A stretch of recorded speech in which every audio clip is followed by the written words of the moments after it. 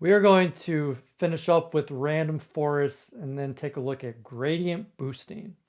So open up a new Colab notebook, colab.research.google.com. And for our data set for today, go to the GitHub Pack Publishing Hands-on Gradient Boosting with XGBoost and Scikit-learn page. And then click on this chapter 3. And let's go with the censusclean.csv file.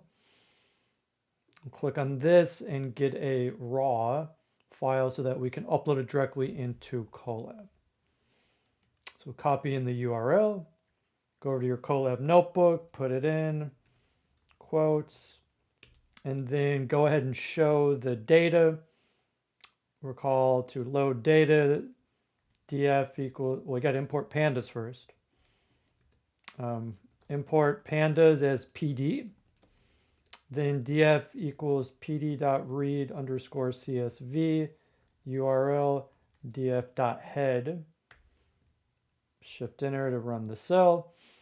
I'm going to go ahead and call this notebook from RF to GB. That's from random forest to gradient boosting. And, we've seen this before. So this is a clean version of this data set. It is the census data, gives age, other columns with the goal of predicting, way at the very end, the last column, whether someone has an income of greater than 50K. Okay. And note that this is a pd.get dummies cleaning. And you can tell that from the way that the columns are labeled, like you have these different working class columns. And when you have these different ones, then 0 means absence. And you see these ones, this means present. This means the third row.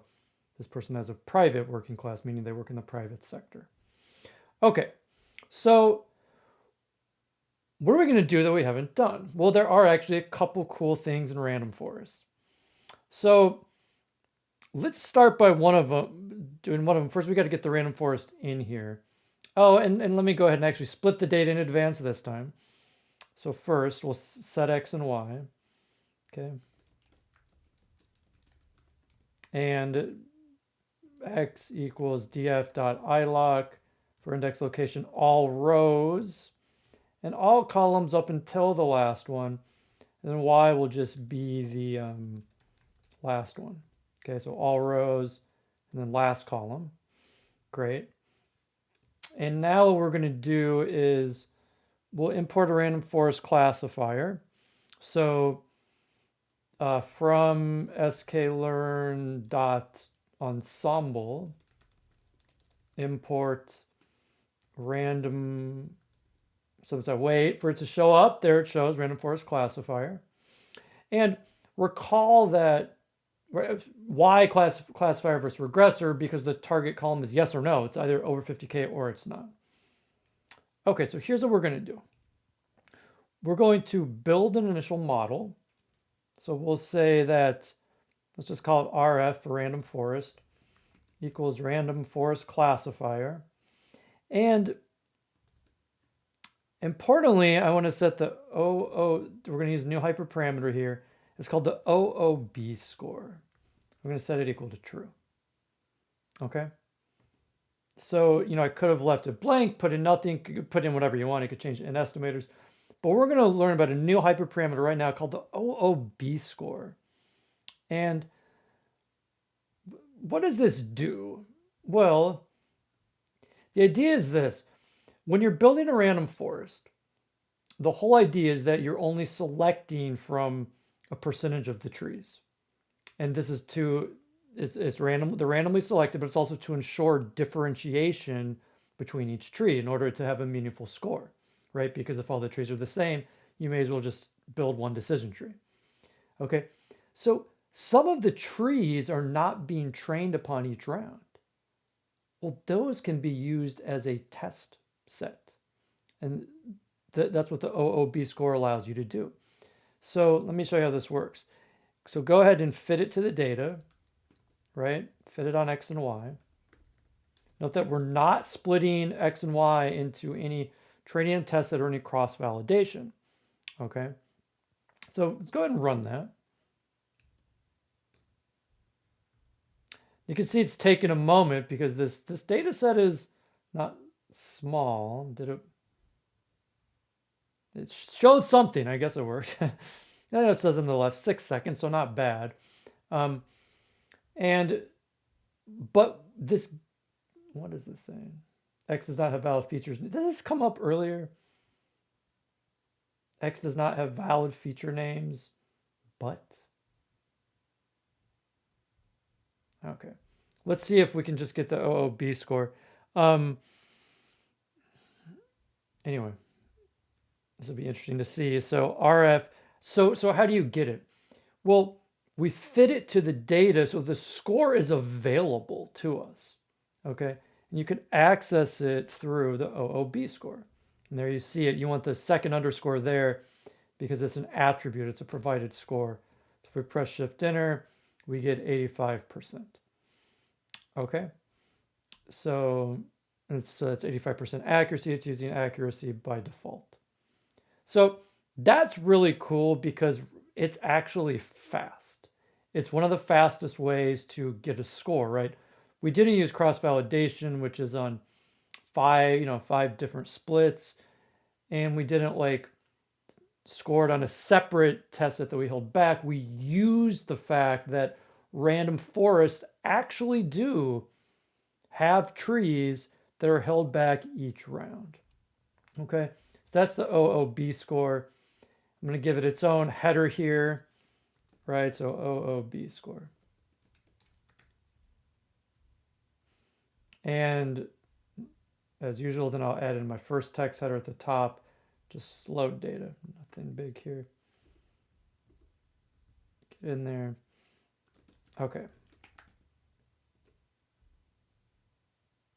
Pretty cool. Okay, so what next? I want to show you something called a warm start. And here's the idea. So I'll just go ahead and put it in. So warm start. Okay. By the way, note that this OOB score before, we're going to keep using it, I guess, but note that it's kind of unique to random forests, right? You can't do this with linear regression because you're not holding anything back. But by default, random forests are holding trees back. So someone came up with the idea, well, why not run a score on those trees? That's what the OOB score is. Okay, so what is the warm start? Well, the warm start is basically, here's the idea before we get into what it is. So, oh, by the way, let me check this. User warning. Yeah, I think we can, there's a way to silence warnings. I sometimes do this. I'm going to try it, okay? So do this. Going up here, sometimes there are warnings that you don't really care about, and you can actually silence them. Okay, so silence warnings. You could do an import warnings, and then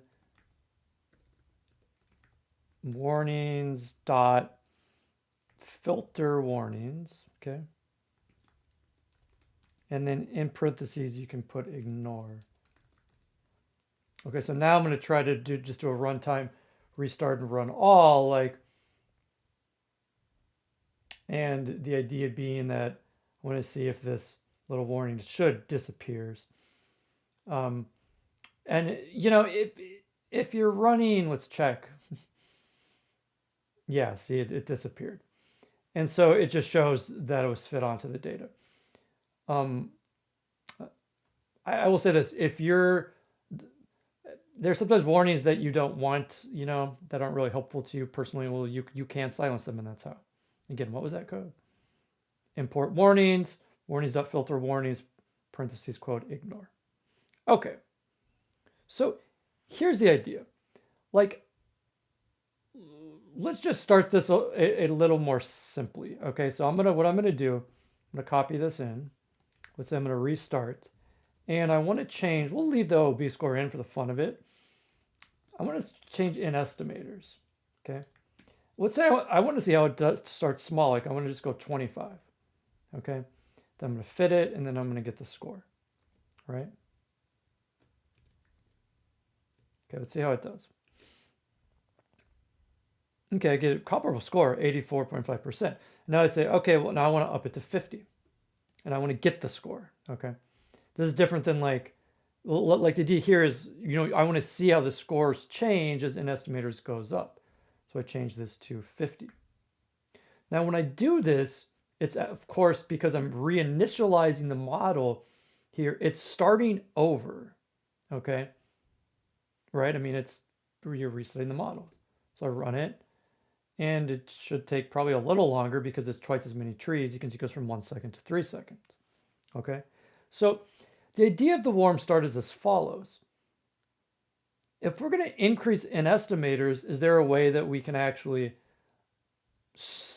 continue from the previous 25 estimators and keep going? And the answer is yes. That's what warm start actually does. So instead of restarting the build, you could say, each time from scratch, if you want to vary in estimators, you can use warm start to continue. And this is very advantageous because, right, I'm starting with these small ones just to be quick. But if you want to go up now by intervals of 50, I mean, we already did this one, but like we already did 100, right? But let's check 200. Now, how long is it going to take? I don't know, but the point is you're building all 200 decision trees. If you've already built 50, then you can use those, okay? So what we're going to do is we're going to vary in estimators and we're going to see how it changes using the warm start. Okay, so what is the code for that? Well, there should be a hyperparameter called warm start. I'm just checking some previous code here. Yeah, and you can basically set it equal to true. Okay. So let's look at this now. So here, okay, if I go back, I can set warm start equal to true. Okay. Now, when I do that, right, I still have to find a way to then use it in the next one. Okay. Because, right, if I go down here and I say warm start equals true, well, in effect, it's just starting over. So you actually have to access the previous, ones for this one. You're not like really reinitializing it. You're kind of like grabbing the old one. So how is that done? Well, there's something you can do. You can say for the random forest, you're going to start by setting the parameters, okay? And what you're going to put in there is for in estimators, excuse me, you're going to use, what are we using? We're using the, I believe it's the previous one, right? So I'm just checking code here on this. I think when you set it like that, then you're setting it to the previous one. Okay, because you see you're setting the parameters in advance. Let's see if I'm doing that right. Sorry, I don't use this one often. Sometimes get the code up for it and then run it. So here, and then I guess I would want to, in effect, let me just check something. Yeah, then I don't want to initialize it. See, because this reinitialization thing is what I'm checking. To you set the warm start equals true, and then you're just gonna fit it. Okay.